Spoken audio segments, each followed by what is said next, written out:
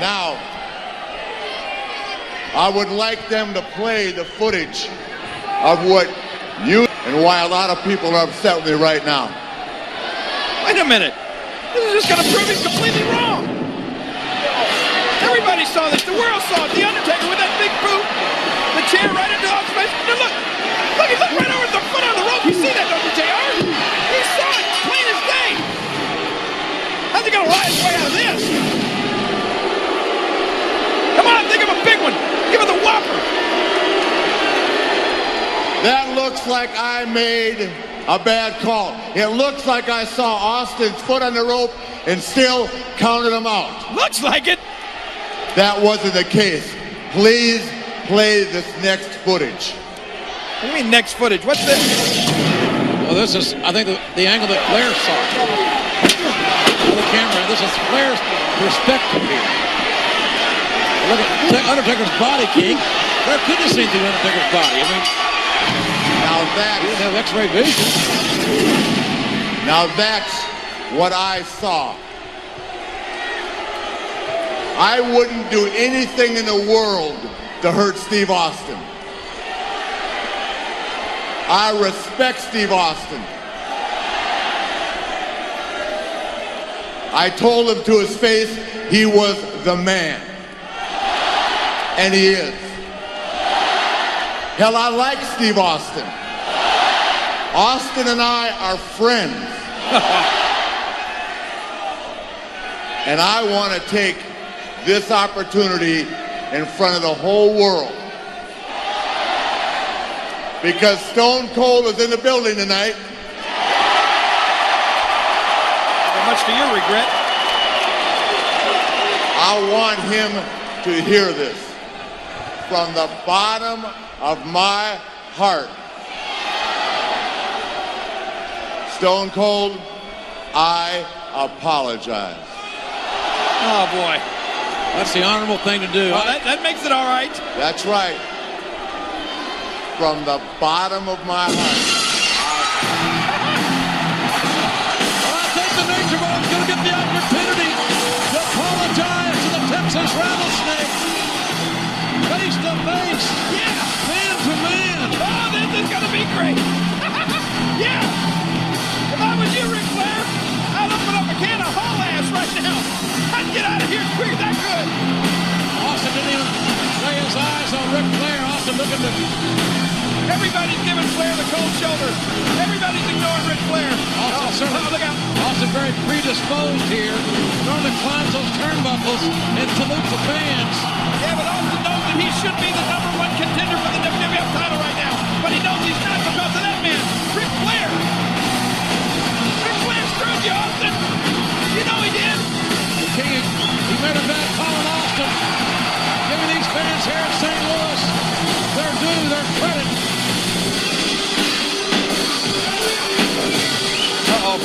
I know the WWF title means more to Austin than, quite frankly, life itself. That's right. Get the censors ready.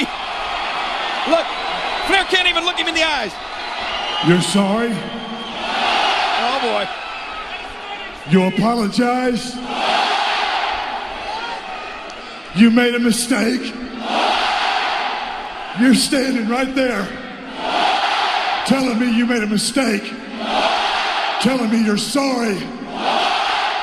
I say you're full of crap. No! He is! Come on, look him in the eye, Flair! You come out here, showing a little footage, flapping your mouth. The bottom line is, Stone Cold Steve Austin ain't the #1 contender no more. And that's You the talk bottom about line. the gospel. I don't hear no church bells. And the more you sit there and whine about the mistakes you made, the more you piss me off. Oh, boy. Oh, run, Flair, just run! Look, you can't even look at Austin. You might as well just turn your back and run. You said you made a mistake last night? Look at me. I said, look at me, you son of a bitch. Whoa! Wow, that's the owner of Raw that Austin's talking to. Now he's looking. You said you made a mistake last night? What? You damn right. When you screwed Stone Cold, you made the single biggest mistake of your life. Oh, boy. This is going to be good. And I don't care what you've done in the past. I don't care what you're going to do in the future. Uh-oh. I don't give a rat's ass how many championships you've had. Whoa. 16 championships. Whoa!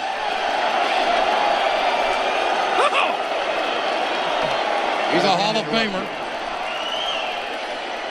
I did not mean to interrupt you. We got to set the record straight, man. I made an honest mistake last night. I did not bring the NWO down. I am not your enemy, Stone Cold.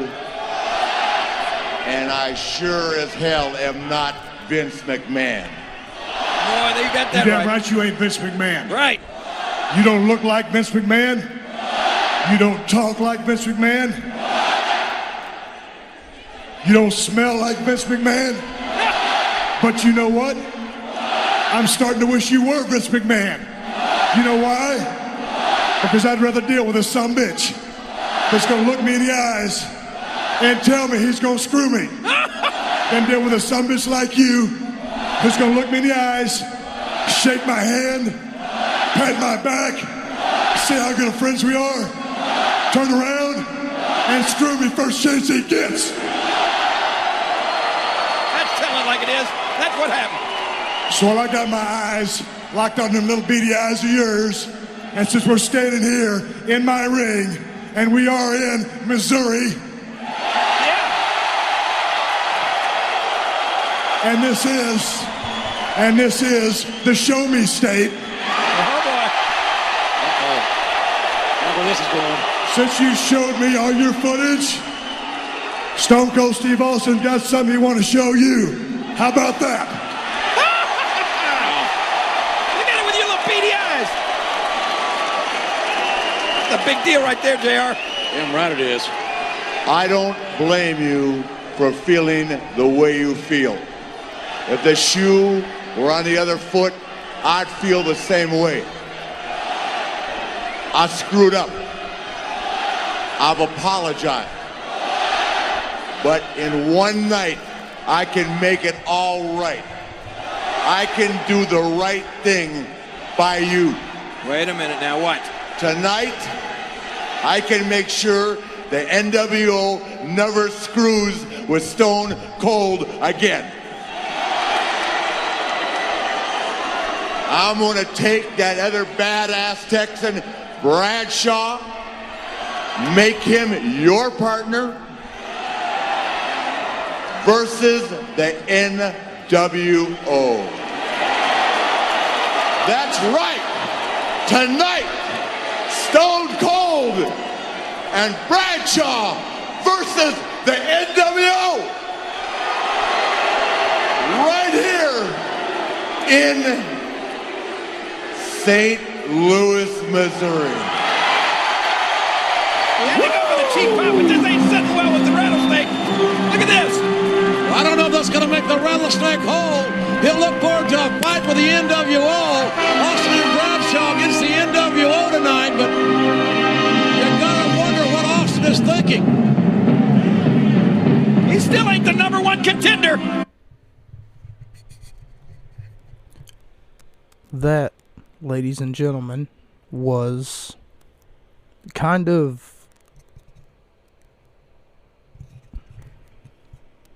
it helps me set up what I was going to say for this episode. This episode is episode 69. Nice, by the way. Am I right? Huh? Come on. You know, I see you clapping hands with the boys. You know, you're like, yeah. You're knuckle bumping, fist bumping, and hand jiving all over the place. You know, you're You're wearing your gun club shirts. No, sorry, acclaimed. You're wearing your acclaimed shirts, ain't you? I see you right there wearing your acclaimed Scissor Me Daddy shirts. Yeah. Feel like that should be the gun club. But it's okay, because, the opposite of Scissor Me Daddy would be Suck It, and then that would just be another way to stick it to the WWE. Anthony Bowens is a fucking genius, and so is Max Caster, Platinum Max Caster. He is top-notch and amazing as far as him coming out and rapping to his opponents. I mean, it doesn't get any better than that. And if you don't know what I'm talking about, then maybe you should look up Platinum Max Caster on YouTube. He has a whole compilation,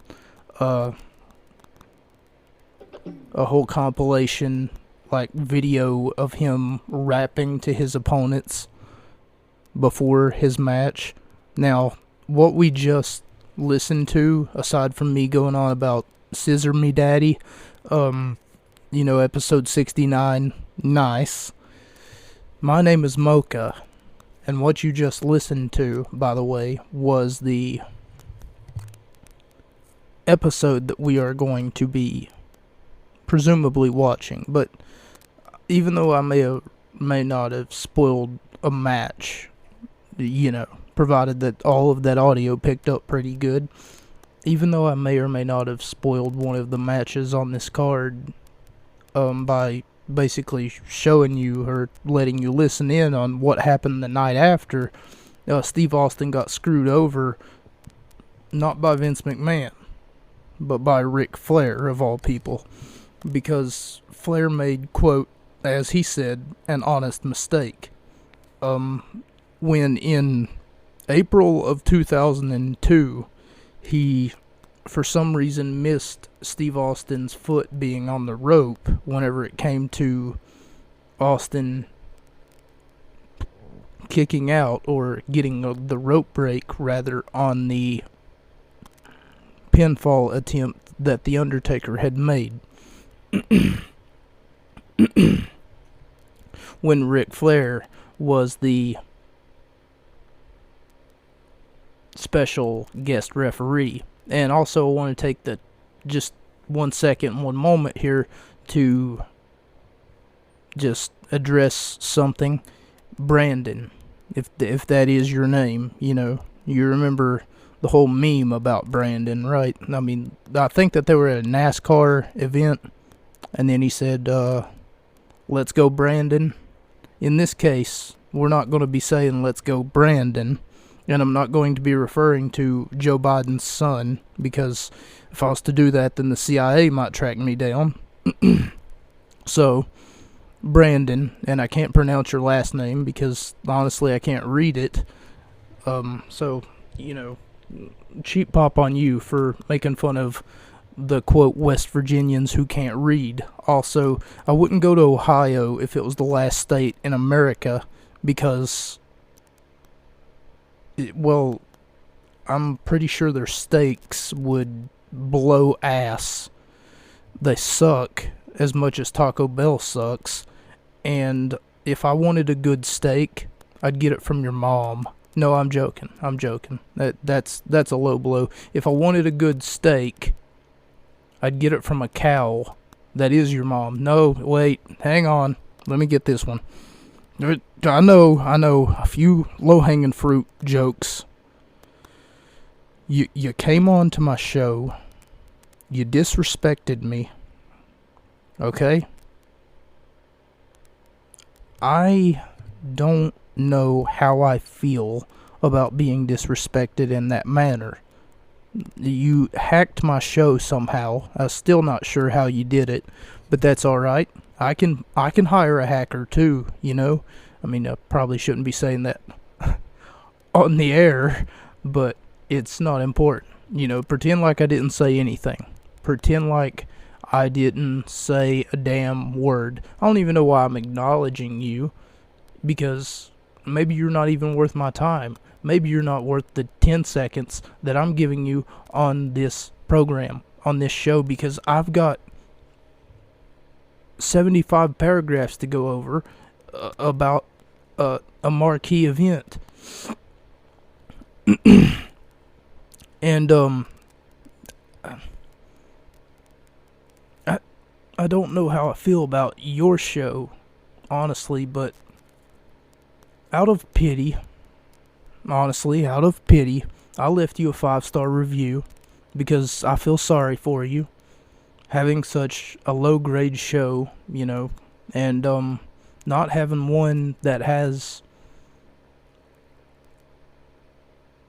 12 reviews, if my count is correct, on Spotify, and only 11 out of 12 of those reviews, only 11 as of last week, are 5-star reviews. So there's someone out there, one person,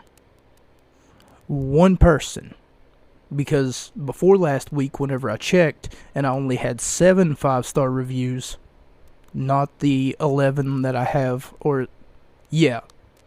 if I have 11 now, I had 7 last week, right?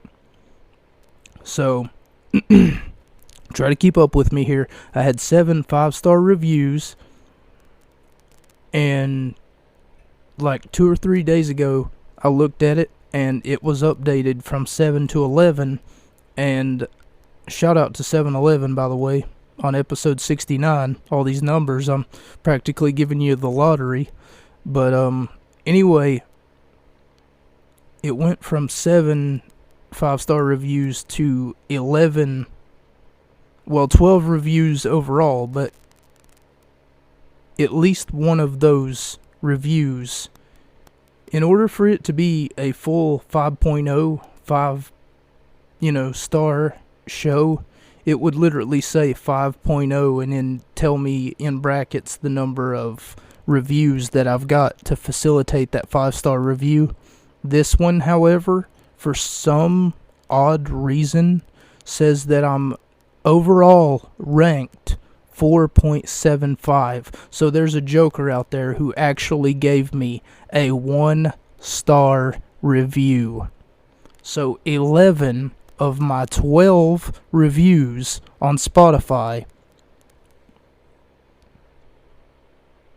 I don't know how to make this up. There's someone who listened maybe once or twice, and they didn't send me an email, they didn't send me a tweet, they didn't tell me, they give you a comment section, would you like to say something to the creator, They didn't do that.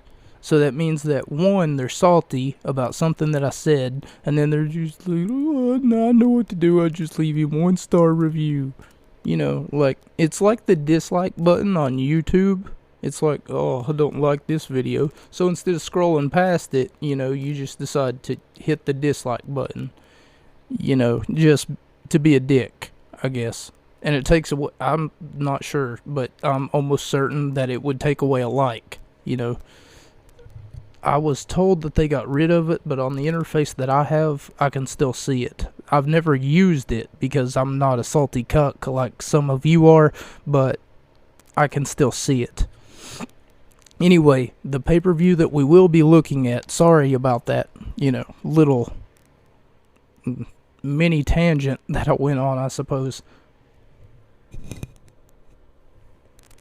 The pay-per-view that we will be looking at will be Backlash 2002. Triple H and Hulk Hogan seem to be the focal point of the event because they are, of course, the main event. And in the main event, Triple H will face off against Hulk Hogan in order to defend his undisputed championship. And Triple H says something here that I put in air quotes. In this business, there's only one goal: to be the best. And he's right. To an extent, Triple H is right. In this business, there's only one goal: to be the best. And right now, I gotta say, I'm looking pretty strong. according to my Spotify Wrapped, by the way, 93% of my content that I have created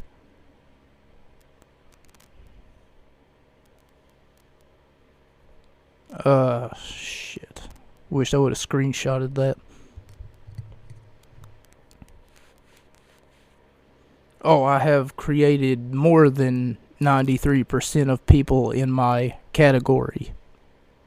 Is what it said.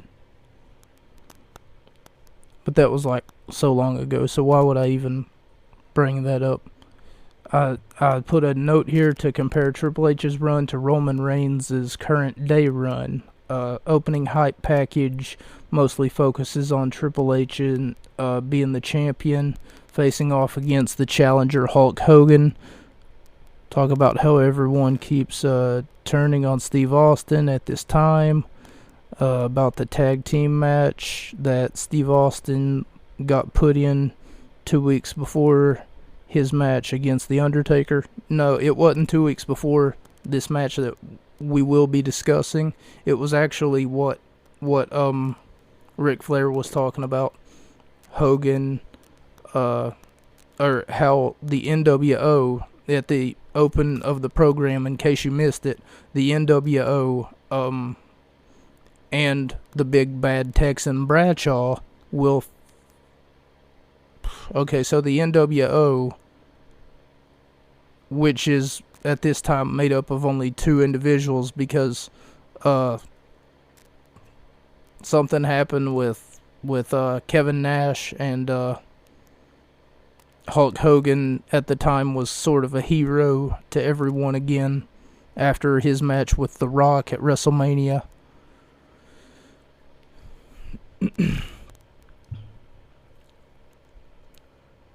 I'm pretty sure Kevin Nash broke his tore his quad or broke his femur bone or something like that. By the way, Kevin Nash recently, his son died. I don't know what else to say about that, because I don't know how he died or what happened. But everyone just keeps practically turning on Steve Austin at around this time.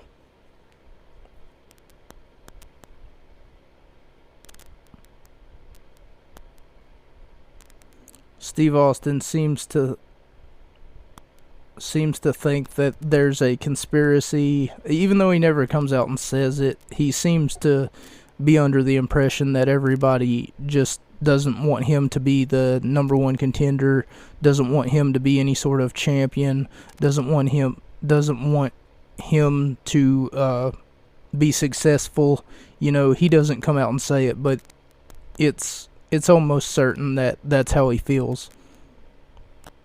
Trying to stop him from getting a world championship shot. All of the things that have happened, however, are nothing more than a coincidence. As we go to our opening contest, Cruiserweight Champion Tajiri versus Billy Kidman.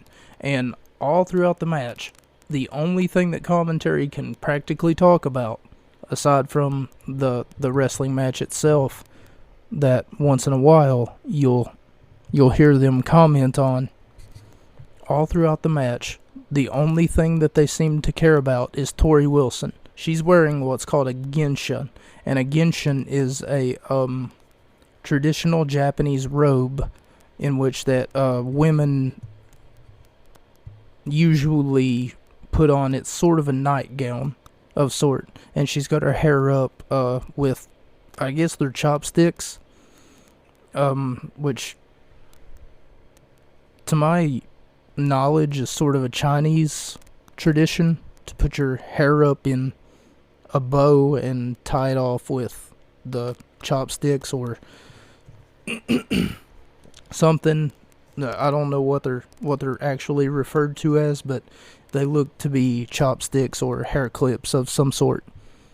It's not important. It's just what commentary keeps going on and on and on about. Oh, I want to see some puppies. Boo-hoo. Boo-hoo me. I don't get to see Tori Wilson's titties so that I can gawk at her. And so that I can be like, oh, did you see Tori jump? Did you see her bounce up and down? Oh, my God, shut the hell up. It's just... Other than that, Jerry Lawler on commentary will not shut up about Tori Wilson covering up in a Genshin, talking about traditional Japanese robes that women usually wear around their house at night.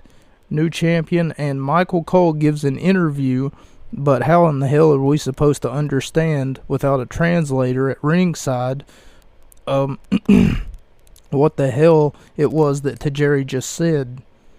But I guess they didn't prepare for that. But I gave it 3 out of 5 stars because for a Cruiserweight Championship opening contest, it seemed to be quite high-flying, quite all over the place, you know, all kinds of action. Yes, back, forth. Oh, look at that cartwheel. Oh, look at that Irish whip. In and out of the ring. In and out of the ring. Poison mist. Oh, Hurricanrana. Drop kick. Drop salt. Oh, atomic drop, elbow drop, you know, a lot of drops coming in and out of the match, but I'm not dropping the star rating on this contest, and hopefully you don't drop your star rating on this podcast, unless, of course, you drop a 5-star rating on this podcast. Yeah. I just thought of that.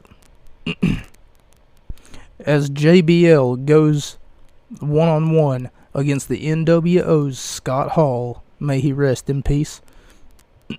New world order. Hall wins with a roll-up, low blow. I gave it 3 out of 5 stars. Just 2 big hosses. That's all that they are. Bradshaw, the big Texan, facing off against Scott Hall, and I don't know where he's from.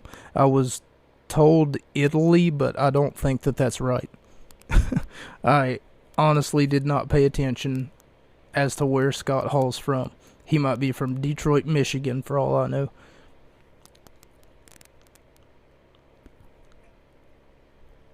But back when he was Razor Ramon, he used to talk in like this Italian accent.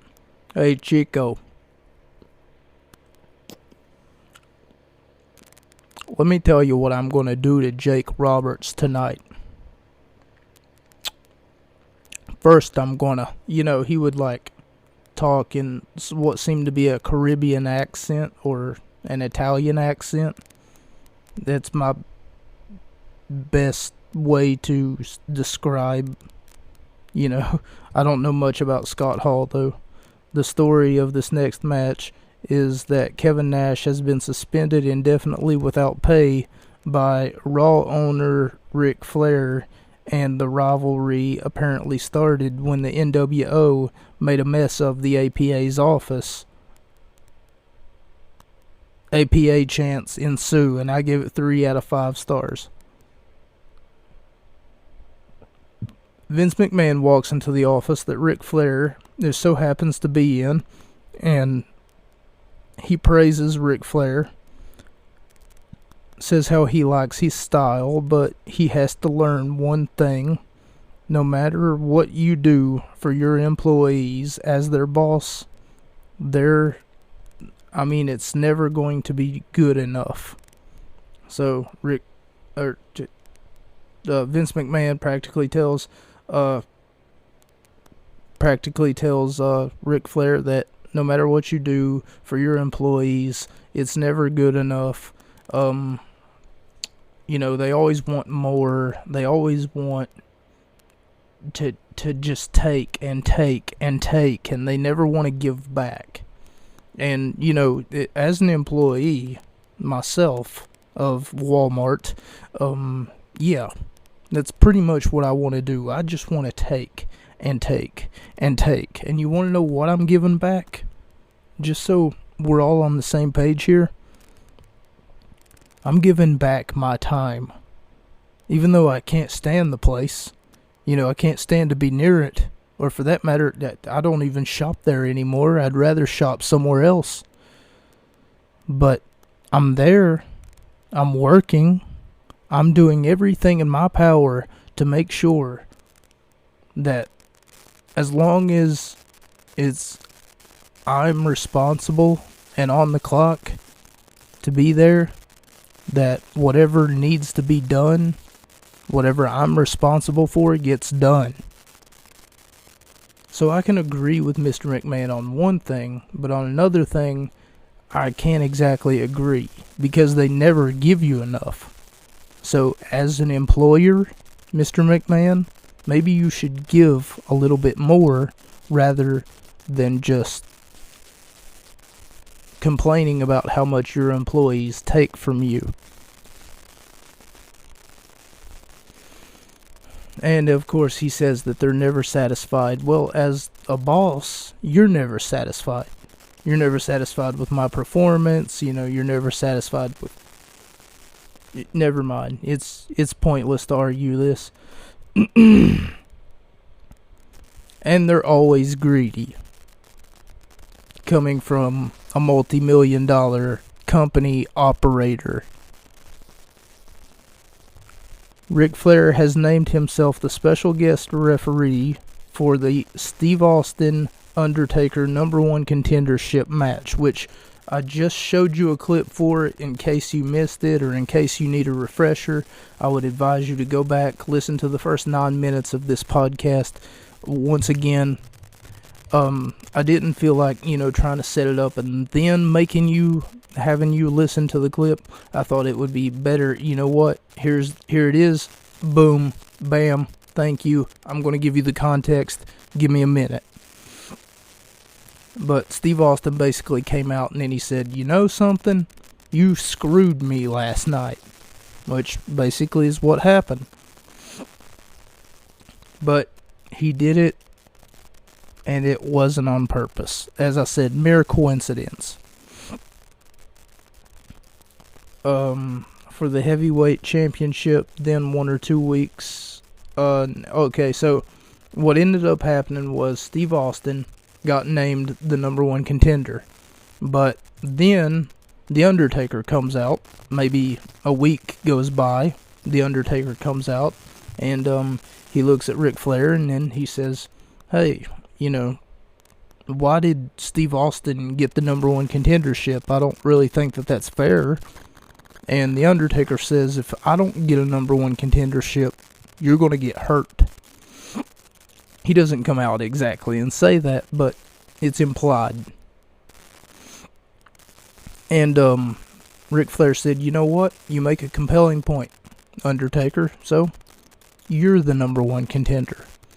So, of course, Steve Austin sees fit that there's a problem there. You shouldn't be giving the #1 contendership to The Undertaker.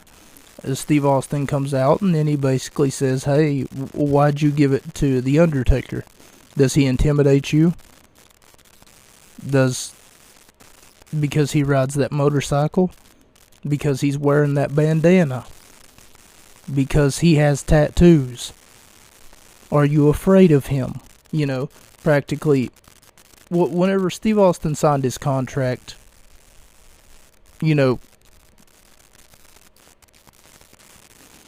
how do I say this? Whenever Steve Austin signed with Monday Night Raw over SmackDown, he was promised a #1 contendership. I guess you could call it a sign bonus or something. Ric Flair says he will never be like Vince McMahon. And then he refuses to shake Vince McMahon's hand. And then we go to the WWF Women's Championship match as the champion Jazz faces off against Trish Stratus. And I gave it 2 out of 5 stars. Commentary just keeps talking about how ugly Jazz is.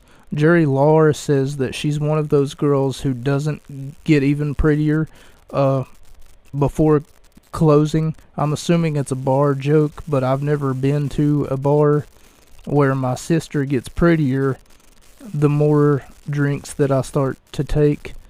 And of course, on my notes here, I put that because I'm making fun of drunk people. People who can just sit down and drink and drink and drink. And oh no, guess what? I gotta drink again and drink some more. You obviously have something wrong with you if you have to sit down and just drink and drink and drink. You know, psychologically, there's something bothering you. You're bottling it up, and you don't want to talk about it. So instead, you just, well, here's a comforting drink, even though it's not comforting and it's not doing you any favors. I want to say moderation is key. You know, I want to be Samoa Joe here and practically poke fun at Jeff Hardy, but I can't do that. Speaking of which, Jeff Hardy has a match next.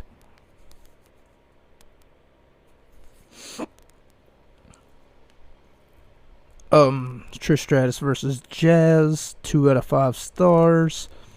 Commentary keeps pointing out how ugly Jazz is. I started to poke to take because drinking will not solve your problems. I refuse to face my problems. I presume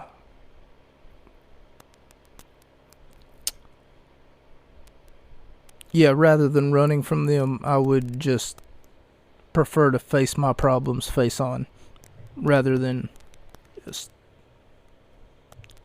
I think you guys get it. Paul Heyman makes sexual advances on Lita by holding her panties in his hand and giving her a request. Paul Heyman looks her in the eyes and practically says, you know, I am the advisor for the next big thing, Brock Lesnar. He says, and if you don't comply with what I want you to do, Lita, then... And the whole time he's in her locker room, he's trying to sniff her panties that he has in his hand. Don't ask me why. I'm assuming it's a fetish. I've never in my life done that, but I've at the same time never been close enough to, like, you know, sniff a woman's panties. And on top of that, I wouldn't really know why I would want to do that. You know, like, where exactly,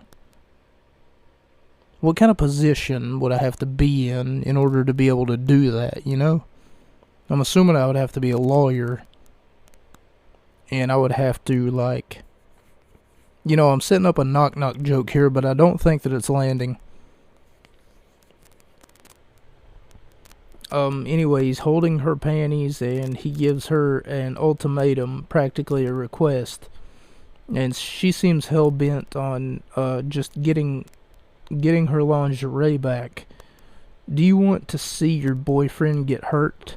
Do you want to see him suffer? Because I will see to it that Brock Lesnar breaks him in half. The blood will be on your hands, Lita, not mine. All because Lita refused to sleep with Paul Heyman. In his official debut match, Brock Lesnar faces off against Jeff Hardy. And Matt Hardy could not make it because I think he was in the hospital from, like, what happened last week between Brock Lesnar and Matt Hardy, because Paul Heyman brought a bag. He literally had a bag in the highlights that they showed of Lita's panties, and he was, like, throwing them and sniffing them, and either they were panties or they were thongs or something, and Jerry Lawler was losing his crap. on commentary. He was like, "Look, it's a whole bag of unmentionables." And of course, you're the perverted old man. You would know, Lore. Edge versus Kurt Angle. Oh, and I gave Brock Lesnar versus Jeff Hardy 1 out of 5 stars. It's not very entertaining at all. It's just a one-sided beatdown to Jeff Hardy from Brock Lesnar and a partridge in a pear tree. I mean, he seen to it that Lita's boyfriend got broke in half. Even though I don't remember Jeff and Lita dating, you know. Edge versus Kurt Angle. It was a very well executed match, and wouldn't be topped by their hair versus hair match the next month at Judgment Day. Kurt Angle went on an undefeated streak whenever he first joined the WWE, and I'm going to go out on a limb here and say that Edge was the one who beat him for the first time, even though they don't exactly say it. They don't exactly say it here in the hype package. If there's one thing I can't stand, it's a loudmouth Canadian with long blonde hair that dresses like a rock star. You suck, Chance. Clean pin off the Olympic Slam, and Kurt Angle wins. And I gave it 4 out of 5 stars. It was honestly, like I said, well executed match, and is a great rivalry as far as I could tell. They both did some great work here. Edge goes for a spear. Angle reverses it. He puts his knee up, and after that, he practically clotheslines him, picks him up, and then hits the Angle Slam for the 1, the 2, the 3. Ding, ding, ding. The winner is... For a second there, I thought that my notes, I don't know why. I just moved my mouse for no reason. I thought that my notes were on my computer. They're on my phone. Commentary is confused as to why Chris Jericho is coming to the ring. Why he is not on the... Whenever he's not on the program. Literally what they say is, well, this is neither RVD or Eddie Guerrero, because that's their next match on their program that they've got in front of them. Is their Intercontinental Championship match. When he is not on the programming card, even though it says cord, they have in front of them, why is Chris Jericho out here? What is Jericho coming out of the ring for? Jericho comes to the ring to protest that Hulk Hogan versus Triple H match later on tonight. Pay close attention, because this could come up later on a test, ladies and gentlemen.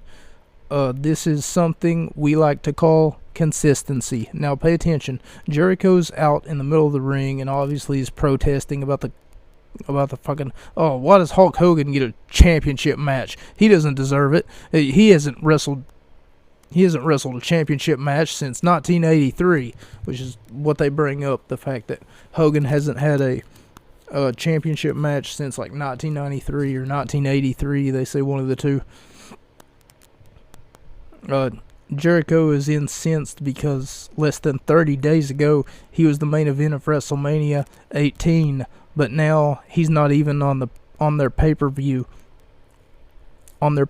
card, and it pisses him off. So he's going to come out here and complain and possibly hope that something gets done about it. Jericho says on his lowest day, he's better than every one of you. And of course he's pointing at the crowd. Better than you? So I was starting to see where MJF gets his attitude at, you know, if you pay attention. Because MJF coming out and he's saying, I'm better than you and you know it. So, you know, MJF is quite the character. That's why they call this the heartland of America, because there are no brains out here. Jerry Lawler says about Kansas City, because they're being disrespectful to Chris Jericho. And now we go to the match that we were supposed to see, aside from Jericho coming out to, give some grievances. But pay attention. Chris Jericho coming out is going to come up later, because he will interfere on the Hulk Hogan Triple H match. Eddie Guerrero versus RVD, who is the Intercontinental Champion, and this is for the Intercontinental Championship. Quick question for my audience. Who did the frog splash first? Was it Eddie in WCW or Rob Van Dam in ECW? And apparently I got it wrong here, because even though I just asked that to you, my audience, this is where I bring up Brandon again. Apparently he knows who did it first, and he told me that it was Eddie Guerrero in ECW who did it before Rob Van Dam in ECW did it in 1994. Which I thought, okay, big dog, because he's always reading those damn books, so maybe he's right. I mean, maybe Brando, that's what I'm going to start calling him, is right. Rob Van Dam and ECW timeline run very similar, and I still don't know who did the move first. So I pose the question to you, my listeners. Perhaps you know the answer, but if not, maybe that's a question for Lifetime or Fox's Unsolved Mysteries. On commentary, Jim Ross seems to think that the first person to do the frog splash in the WWF, which was what it was called at the time, was D'Lo Brown, and the first person to do the frog splash other than D'Lo was Eddie Guerrero. But Eddie was doing the frog splash before he came to the WWF in WCW, if I remember correctly, and believe me, ladies and gentlemen, I do remember correctly. Something that I can't forget, Unless I had, some disease that made me forget. Here's to hoping that I never get one of those. Amnesia. I got a question. If I had amnesia, though, I wouldn't be able to remember that I had amnesia, if I truly had amnesia.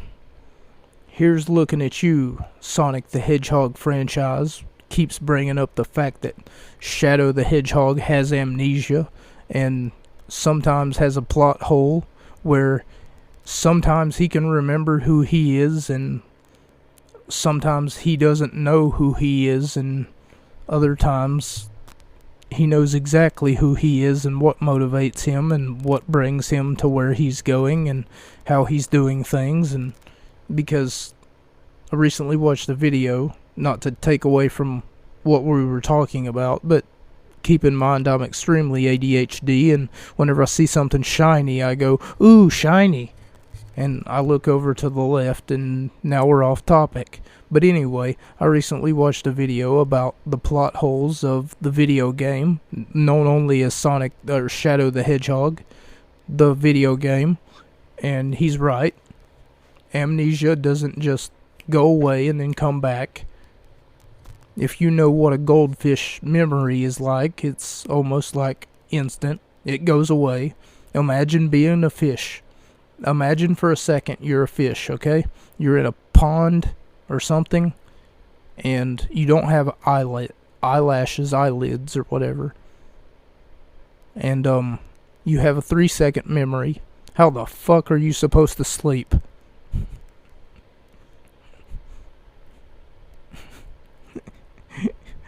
Imagine being an insomniac fish, for that matter. Not only would you be an insomniac, you would also have amnesia, and you wouldn't have eyelids. Good luck getting to sleep. But anyway, Jerry Lawler seems to think RVD is the copy and Guerrero is the original. That the interesting question, though, Eddie is putting on a clinic here using a lot of submission maneuvers in order to ground RVD, because he knows how dangerous he is if he gets to a vertical base. The funny thing is, Eddie Guerrero is just as much of a high-flying athlete, luchador style, and I don't ever remember seeing Eddie Guerrero remember seeing him be a technical wrestler like I'm seeing here, because I remember him being a grappler, just not much of a submissions wrestler. You know, like he was a grappler and he does great grappling and, you know, headlock, shoulder lock maneuver, suplex, float over suplex, get him in the corner, smack him around, you know, rake him in the eyes, atomic drop, a face buster, a bulldog, float over into a small package. You know, he's a great grappling superstar is Eddie Guerrero, and his grappling ability is really strong, but never did I ever realize that Eddie could also be a submissions wrestler. It's some territory that I'm not used to him traversing.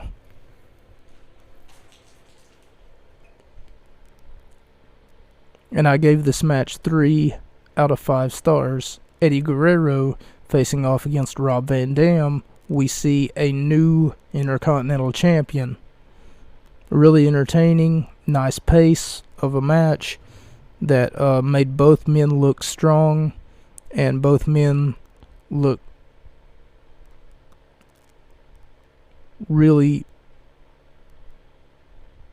packed a lot of fun, sports.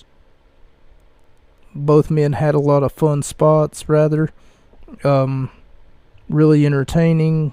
From ref bump, Eddie pulls away as the new Intercontinental Champion. They talk about the Scorpion King, The Rock's new movie. Well, it was new at the time. I mean, it's not new anymore. That's the highest grossing movie in motion picture history of all time. Keep in mind, this was in 2002. Not sure what the highest grossing is to this day, but I do know that the Lorax, apparently, to do a video that I watched earlier this week, is the 6th highest grossing animated film of all time. $236 million. But this one, being the highest grossing film of all time, was $36 million was made in profit in one weekend. Jim Ross says he's seen it, and he says he, quote, wants to go see it again. Whew. Bless your heart, Jim Ross. Why would you go see it again? You already seen it once. Just wait for the DVD. Special guest referee Ric Flair, who appointed himself special guest referee to ensure that no shenanigans, no tomfoolery, no fuckery would ensue, would take place during the match to cost Steve Austin a fair shot at getting a number 1 contendership for the championship that Ric Flair promised him weeks prior, that he ended up also giving to the Undertaker, because the Undertaker intimidates Ric Flair to the point to where he wants to reward him, ? After Steve Austin signed the contract that Ric Flair proposed, Steve Austin stunned Ric Flair right in the middle of the ring, walked away after he poured beer all over Ric Flair. So keep in mind, 2 things are happening here. 1, The Undertaker is intimidating Ric Flair, who is the official to the match that The Undertaker and Steve Austin will be having. and Ric Flair is the official in that match. So, with the Undertaker practically intimidating Ric Flair, who is the referee to the Undertaker Steve Austin match, and with Steve Austin constantly disrespecting Ric Flair, he has ample reason to kind of like pull the rug out from underneath Steve Austin, which, if you paid attention at the beginning of this program, that's exactly what he did. He pulled the rug out from under Steve Austin. I wanted to explain to you guys how Ric Flair pulled the rug out from under Steve Austin, but I sat here rather, and then I was like, how do I explain to them? So I found the clip the day after the day after the Backlash on April 22nd, 2002, which by the way was my birthday. They went ahead and just decided to put Ric Flair in the ring and make him apologize, say that from the bottom of my heart, Steve Austin, I'm sorry. Just practically say it. You know, he said that he was sorry. Steve Austin comes out and he says, well, your apology don't mean jack shit to me. You know, all of a sudden you want to come out here and you're sorry. He's like, I'll say you're sorry son of a bitch, you know. But all throughout the match, Ric Flair, I don't even have to look at my notes for this one because I already watched this match 3 fucking times. But anyway, all throughout the match, Ric Flair's just constantly, he doesn't count whenever they're outside. He doesn't count whenever they're in the corner. He doesn't count, like, usually whenever you're a referee, you're supposed to keep a count. You know, how long are they holding the rope? How long are they in the corner for? How long are they outside for? And that's a 5 count, that's a 10 count, you know, that's all these counts that you're doing is to ensure that if they get out of hand, that you're going to tell them, hey, look, here's what I'm going to do. I'm going to disqualify you if this count reaches a 5, you know, problem solved.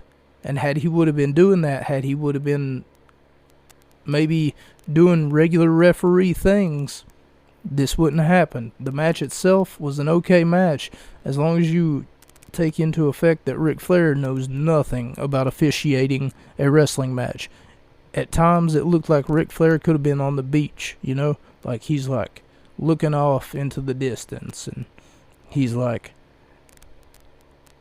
what, where am I, you know?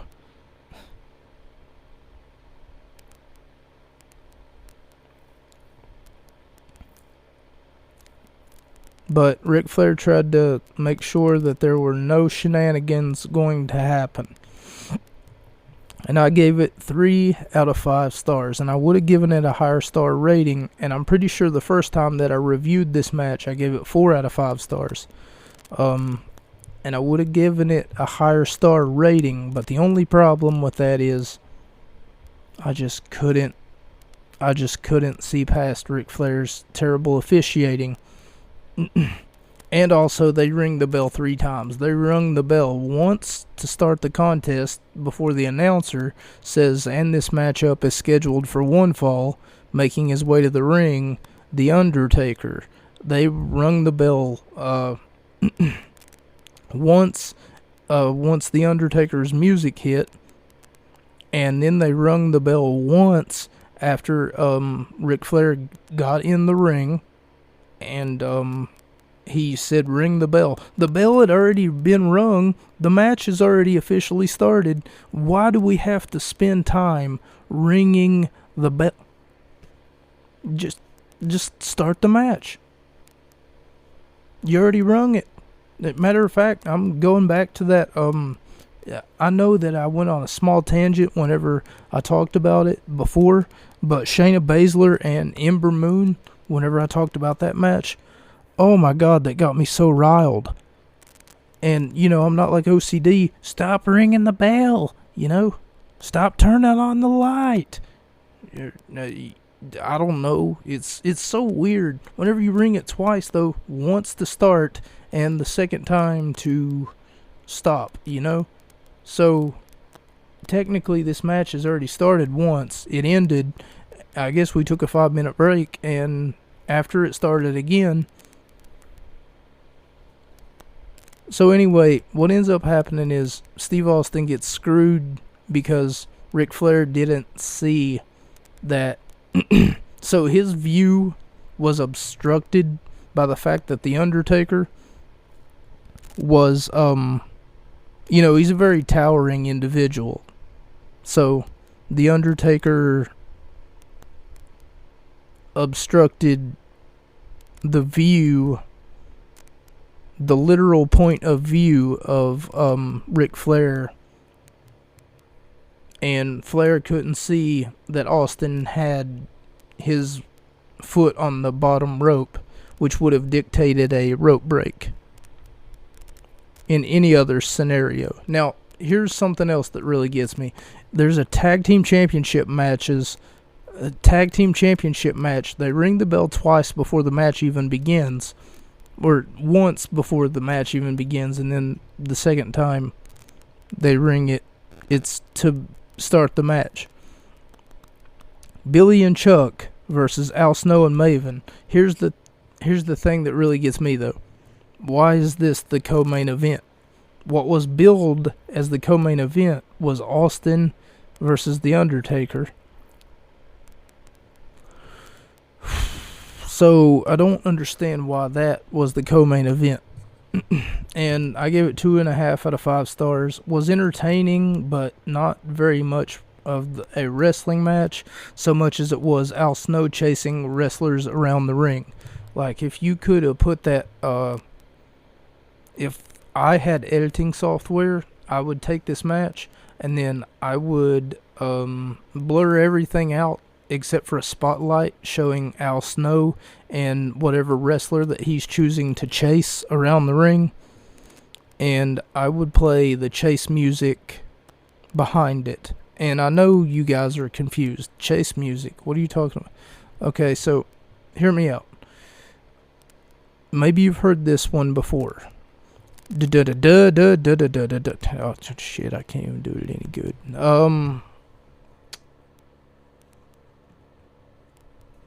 I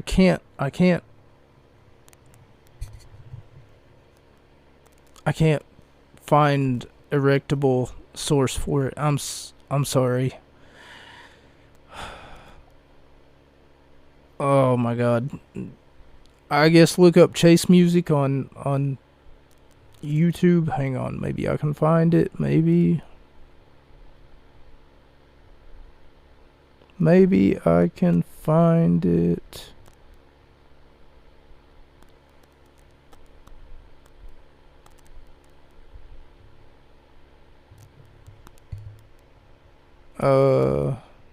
Nope.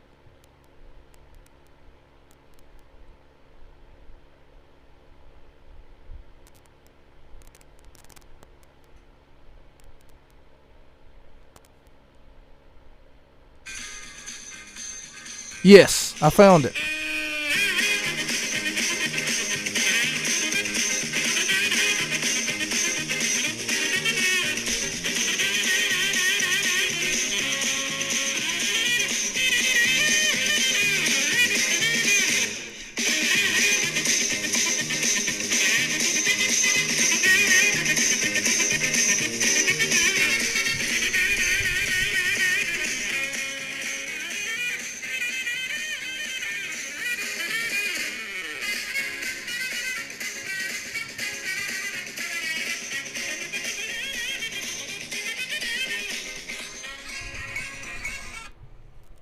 Yeah, hopefully you heard that loud and clear because I can't find my speaker. So I planned on playing it over the speaker, but I can't find I found it. But I guess it's not, you know what? It is important. For you, the audience, episode 69. In case you missed it.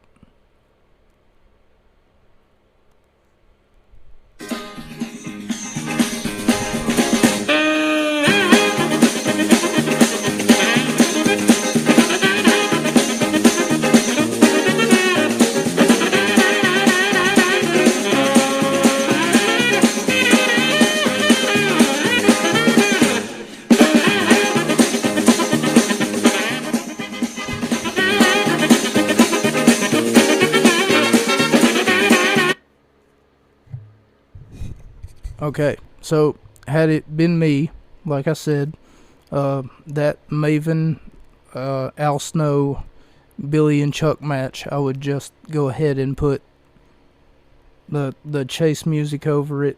That right there, it says, I can't even read it. It's YAKETY sax music.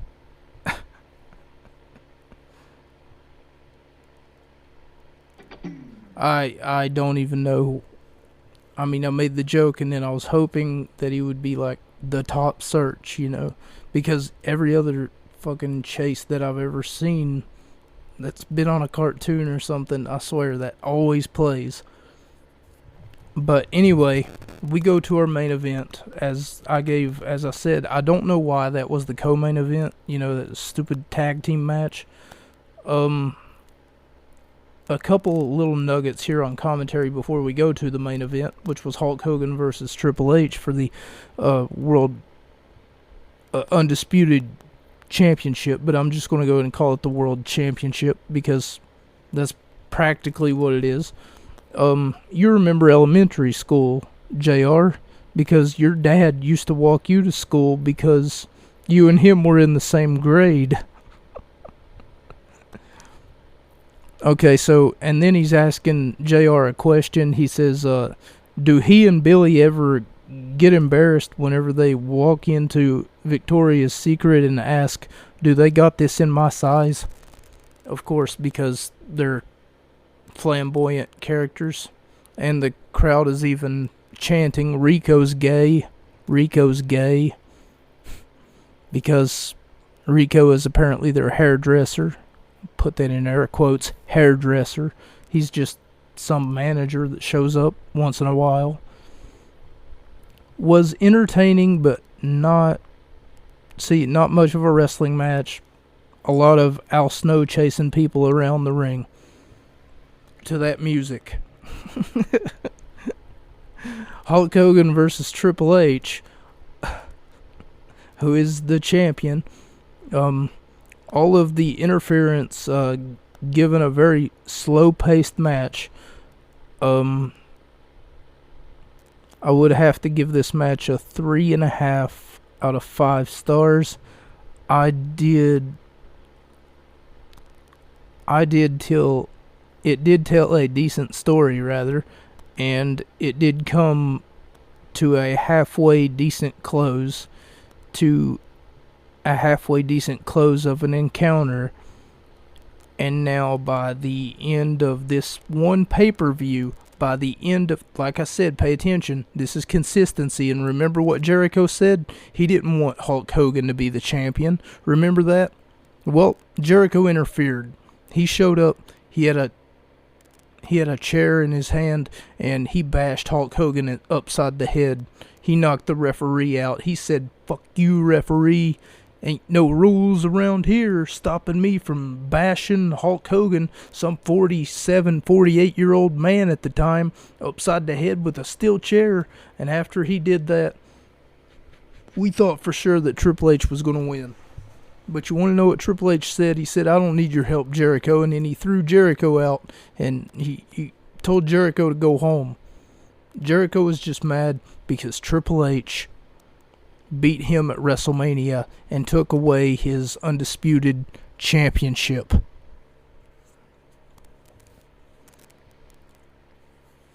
That's why Jericho didn't want Hogan to win, because he wanted to settle a score with Triple H. But in order to do that, Triple H had to still be the champion. On top of that, he talked all day about the fact that Hulk Hogan doesn't deserve to be here. Hulk Hogan's nothing more than a washed-up has-been, and Jericho is not a has-been, and Jericho can beat any of you has-beens, any of you jackasses. You know, Jericho just went on a tangent earlier on in the night. But anyway, not only did Hulk Hogan win this match, but he won thanks to the interference from The Undertaker. And The Undertaker's motives would later be shown to be that of the reason that The Undertaker did what The Undertaker did is because he wanted to screw over Triple H. And I guess, in hindsight, you could say a 40-some-year-old man is a lot easier to defeat at the next pay-per-view to grab the championship. In hindsight, he was trying to give himself an easier pass, you know? Like, maybe if Undertaker's a young, strapping man, right? Maybe if he can beat some old fart like, you know, Gerald Briscoe or Pat Patterson or Hulk Hogan, then he's damn sure a shoo-in to become the WWE Championship. Or to become the Universal? No. Undisputed Champion. Hulk Hogan is our new WWF Undisputed Champion through hook or by crook. And The Undertaker will be facing him at the next pay-per-view named Judgment Day. So, what did we learn today? Well, I'm going to be honest with you guys. I didn't learn a damn thing, but what I did learn is that if you're consistent, you can set up your next pay-per-view by only having one pay-per-view. Nowadays, it's almost like the officials over at WWE and WWE.com and the WWE office seem to think that it's funny to just slather peanut butter on a piece of bologna, spin their executives around and around and around and around while they're blindfolded. They paint a big target on one of their executive walls, and I've talked about this one. This is an overdrawn out trope that I've talked about many different times on my YouTube channel. They paint a big target on their executive wall, and then while one person's spinning their executive around and around and around, and they're playing these party games, they're like, "All right, Johnson, whoever's name you hit with that piece of bologna, that's got peanut butter on it, whoever's name that you can touch, whoever's name touches the peanut butter, that's who we're going to give the next title shot to." And then Johnson's over here, and then he's going left, and he's going forward, and he's coming back, and he's like, "Oh, is it going to be Sami Zayn? You're on Sami Zayn." And then he's like, "I'm on Sami Zayn." And then they're like, "Yeah, you're on Sami Zayn." And then he goes, "Okay, Sami Zayn. That was a good game of throw the bologna. You will play again?" "Yeah, let's play again." "All right, let's figure out what match that they're going to hold the title in." And then he does it again. He spins around in his little office chair, and Johnson's about to get dizzy, and he's about to throw up. And Triple H tells him, "Hey, if you throw up, you got to drink the tequila." And he's like, "I don't want to drink the tequila." And he's like, "Well, you better not throw up."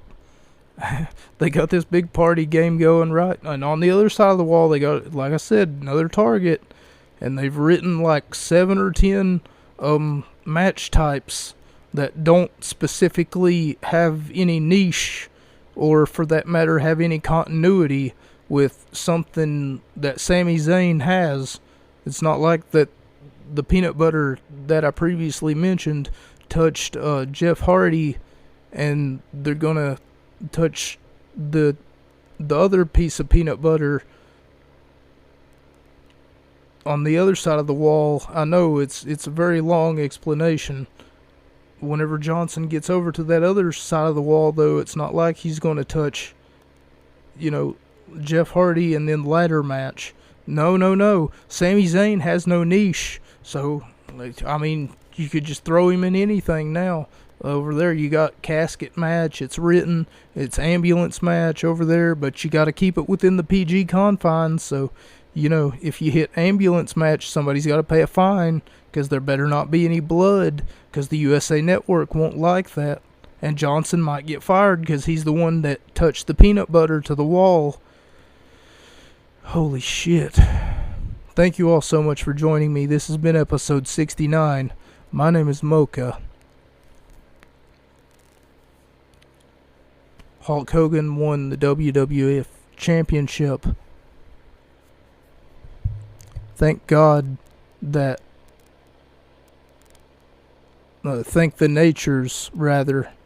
Thank the universe. What I should say, thank the universe that it's finally spring/summertime, because I'm getting tired of this cold weather.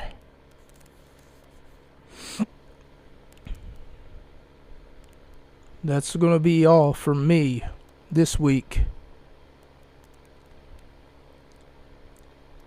That's a wrap.